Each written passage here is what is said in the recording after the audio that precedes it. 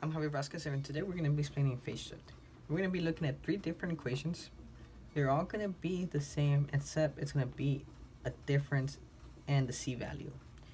So we're going to see what occurs to the graph when it changes from a negative C to a positive C to no C at all.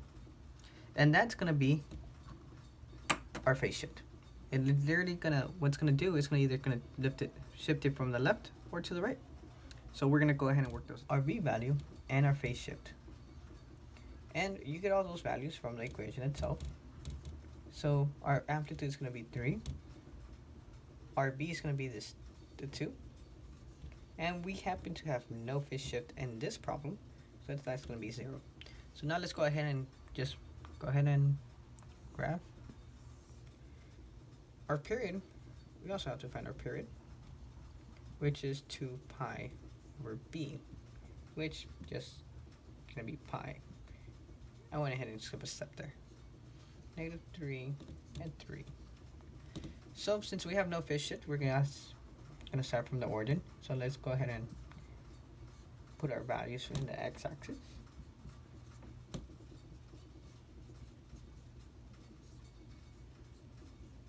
I'm just gonna go from 0 to 3 to 0 to negative 3 to 0 to positive 3.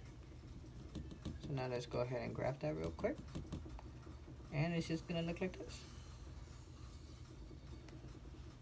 Now let's go ahead and see what occurs to when you go from a negative to a positive while keeping the equations the same. So our amplitude are gonna stay the same, which is 3, and b is gonna be 2. Our period is gonna be the same for pi. Now our phase shift is gonna be pi over 4. And usually, and all the time, I'm sorry there, we're always gonna, the graph's always gonna shift opposite of the if it's either positive or negative. So it's gonna be negative, it's gonna shift to the right, and if it's positive, it's gonna shift it to the left. So let's go ahead and graph this one real quick. Now we're gonna go ahead and find a range for our period, which is gonna be pi over 4, because that's how much it's gonna shift it to the right. And as we're gonna do our period plus our phase shift, which will leave us to 5 pi over 4.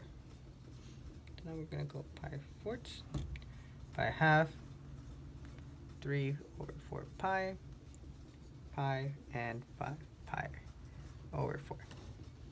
So let's go ahead and graph the equation. So we're gonna start 0. I'm sorry, not there. We're gonna start right here. Then we're gonna go up, down, back down, and up. So this is how it's gonna go ahead and look. And this is our function for 3 sine of 2x minus pi over 4. Now let's see what occurs when it's positive. So we're gonna have a equals 3, b equals 2. Our period's gonna stay the same for pi. Now let's go ahead and find our whole period range. So it's gonna be negative pi over 4, 2, 3, pi over 4. And our phase shift is gonna be negative pi over 4. So let's quickly graph this. We're gonna have negative 3, 3, negative pi over 4 right here, pi 4, pi over 2, 3 fourths pi, and don't matter. So now let's go ahead and plot our points. We're gonna go up, down, down. Now let's go ahead and connect them. And that's literally how the graph's gonna look. So the only difference that occurs with the phase shift, it literally just moves it from the left or to the right, depending on the value of C. Also, depending on if it's negative or positive, if it's positive, it's gonna shift it to the left of the y-axis, and if it's negative, it's going to shift it to the right. It seems a little backwards, but just remember, it's going to be backwards.